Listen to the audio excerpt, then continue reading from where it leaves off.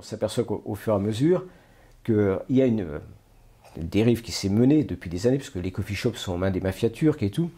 Et par contre, les maires des grandes villes, y compris d'Amsterdam d'ailleurs, sont en train de se dire « mais on a des rues entières qui sont réservées qu'aux coffee shops ». C'est scandaleux, il n'y a pas de commerce malheureusement autre que le cannabis. Ils commencent à fermer donc, tout un tas de coffee shops. Et si on regarde il y a 20 ans en arrière, il y avait à peu près 2800 coffee shops en Hollande, on en est autour de 600 à l'heure actuelle. Donc on voit bien qu'il y a une grande baisse. Et le maire d'Amsterdam vient de déclarer il n'y a pas très longtemps que lui, il en avait marre des rues de coffee shop et qu'il voulait en fermer une grande partie. Alors évidemment, ça fait réagir le syndicat des coffee shops, ça fait réagir les bien-pensants. Mais à un moment, il faut se poser des vraies questions. Qu'est-ce qu'on veut? Et je pense qu'il y a plein de maires de grandes villes qui s'aperçoivent qu'effectivement, ils en ont assez du narcotourisme, parce qu'en vérité, on est arrivé dans un pays de narcotourisme. Et on s'aperçoit que dans les coffee shops, on n'y vend pas que malheureusement du cannabis. Alors effectivement, le patron vend que du cannabis, mais au fond de la salle, il y a toujours des vendeurs d'héroïne, de cocaïne et tout ça. Donc il y a toute une hypocrisie qui s'est installée autour du système.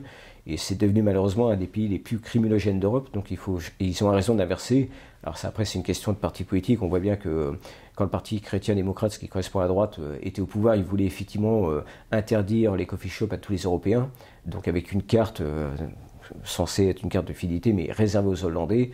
Ça s'est pas fait parce que la gauche est revenue. Bon, on est rentré vraiment dans le système politique, mais en réalité, effectivement, il y a une grande baisse et je pense que les maires sont assez intelligents pour dire il y a un gros problème avec le cannabis.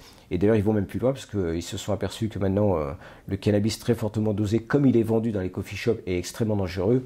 Et de nombreux députés commencent à se poser la question si à partir de 15%, on n'est pas dans une drogue très dure et qu'il faut l'interdire et le classer.